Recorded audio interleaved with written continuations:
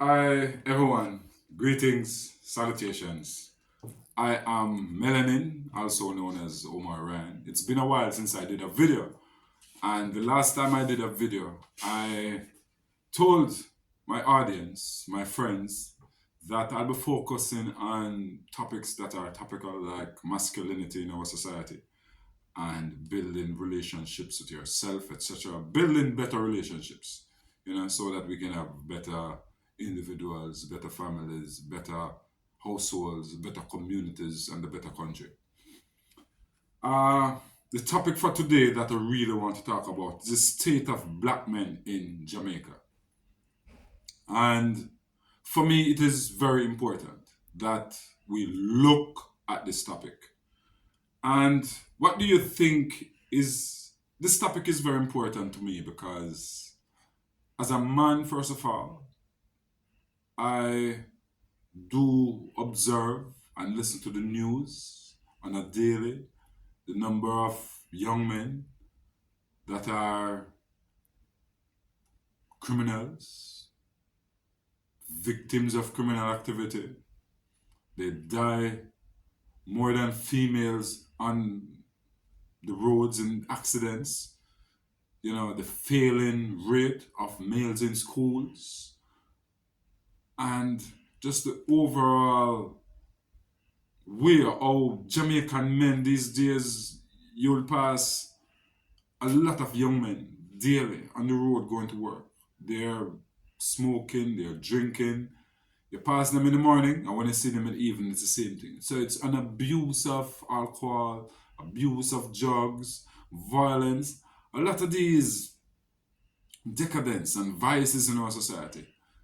Men seem to be the perpetrators and the victims. So this topic for me is very important. The state of black men in Jamaica. What do you think is the state of black men today in Jamaica? And when I speak about state, I am referring to the condition and situations in which Jamaican men are in today, January 2024. Do you personally think that we are at a crisis, or you think that it is not there yet? Well, I hope that the data that I will share with you today will help you to make that conclusion.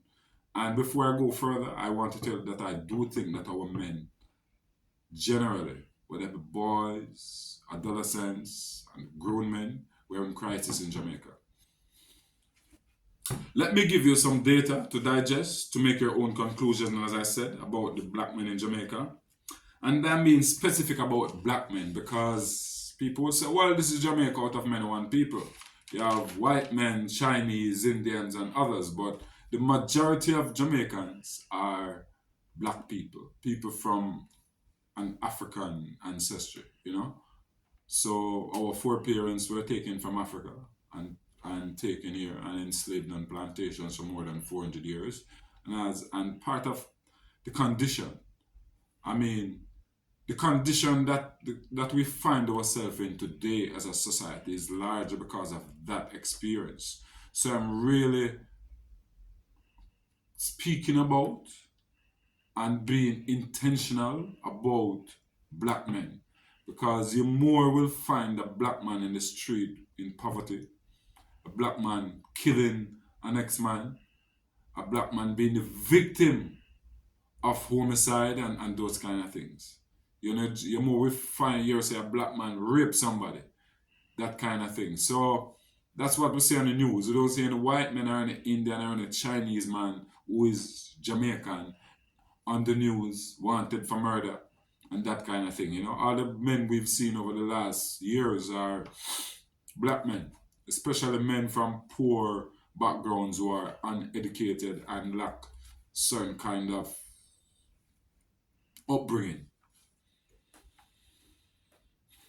As I said before, the men who are in prison are predominantly black.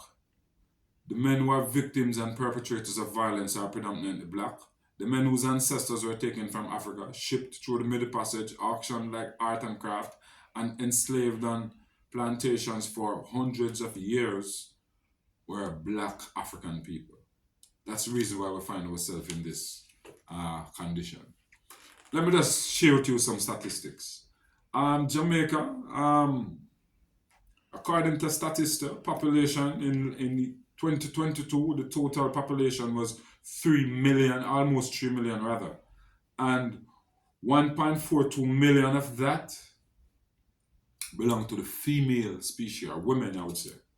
And 1.4 million men, which means that according to the latest census or statistics on the population, um, men are less than women in the amount of around 20,000.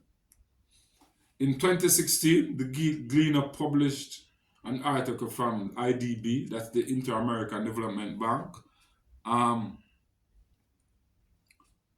where it gives a synopsis of a result that was done on crime in Jamaica, which shows that 90% of all victims of homicides are males.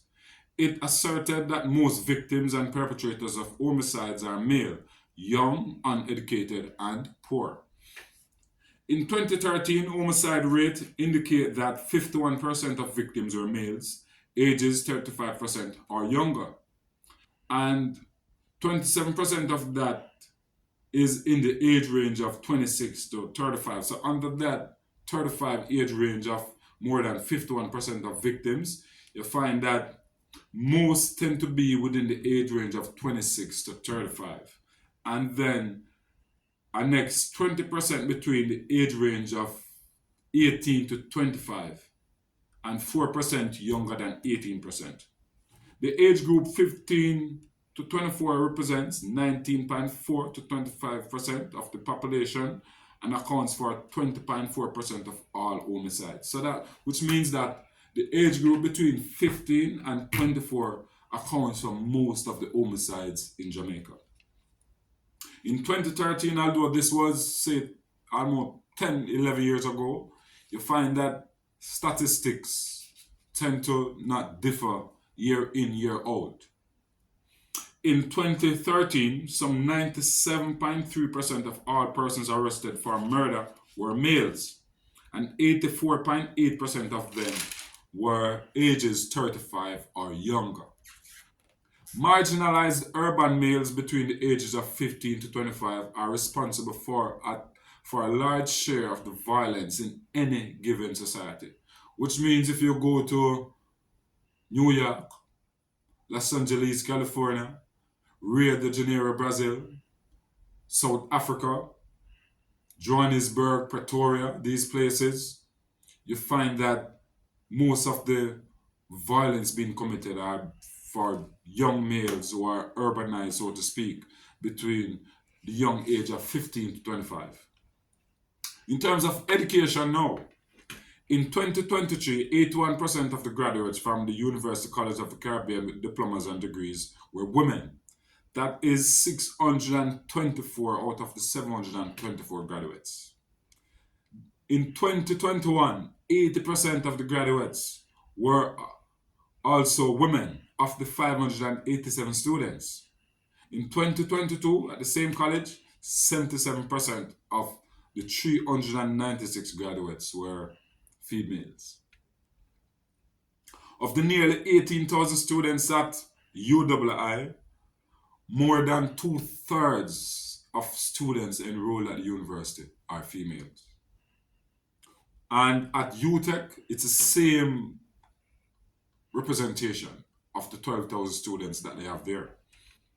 At the primary level, last year, of the 60% of students who sat language arts, 62% were, of the 60% of students who were given proficiency in language arts, 62% were girls, and of the 57% who were deemed proficient in math, 54% were girls. Just look at the statistics, and it shows that our boys are failing at every level. In terms of socialization, in terms of my good friend, Dr. Herbert Gale, too many Jamaican boys are unwittingly, perhaps, being prepared for gangs in how they are socialized. Boys are 3 times more likely to be brutally punished at home than girls. Up to last year, 95% of children that were killed in Jamaica and were more likely to be killed than women and children combined were boys. Additionally, their boys are 3 times more likely than girls to be constantly hungry and undernourished, suffered more neglect from their fathers, and more likely to drop out of school when the family faced economic problems.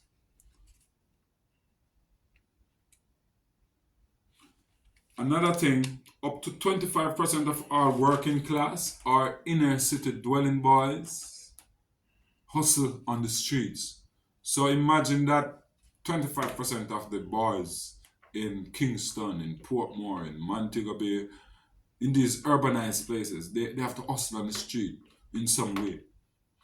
And this is statistics I'll share with you today to let you know that our men are in trouble.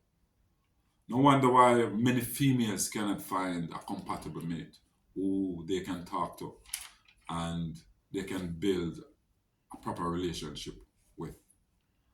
Because our men are ill prepared. They are not prepared to show love. They are not prepared to be responsible.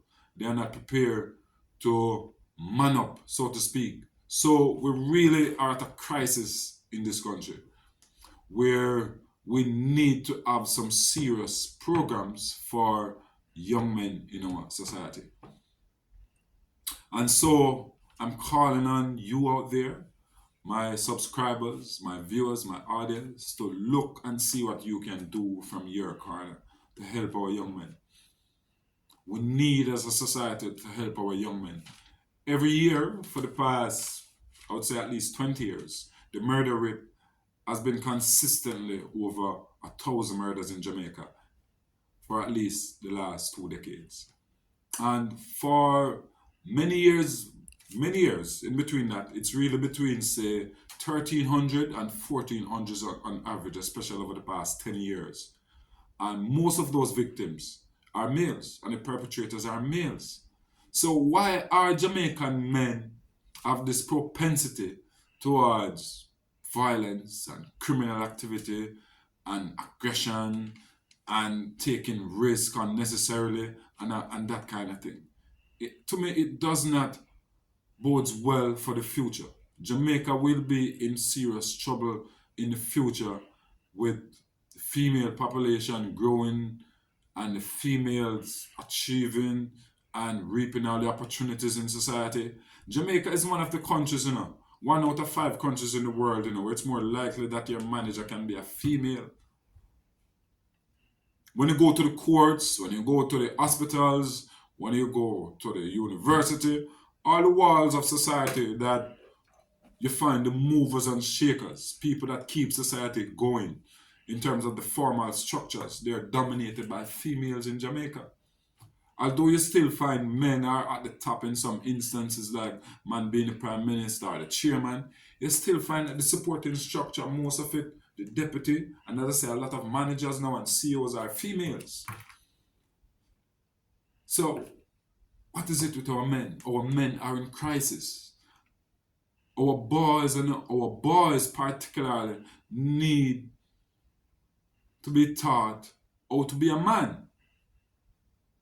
Because the average Jamaican man thinks that it's about having 5, 6, 7, 8, 9, 10 women. Sometimes you go to these poor, marginalized communities and you find that a man who never completed high school properly, he doesn't have a stable job. Sometimes he have a 3, 4 baby mother in the same community. So there's a problem, I think, with those females that allow a guy to do that. And there's also a problem with a man that thinks it's okay to do that. Because having 3, 4 baby mother is his way of showing that he's masculine. It's not being responsible. It's not about serving your community and taking care of your family and that kind of thing. So we really need to check ourselves in this country and redefine who we are and what is manhood, especially in this time when you have a lot of different competing rights and people from especially the North, America and England, bringing this LGBT community. I think it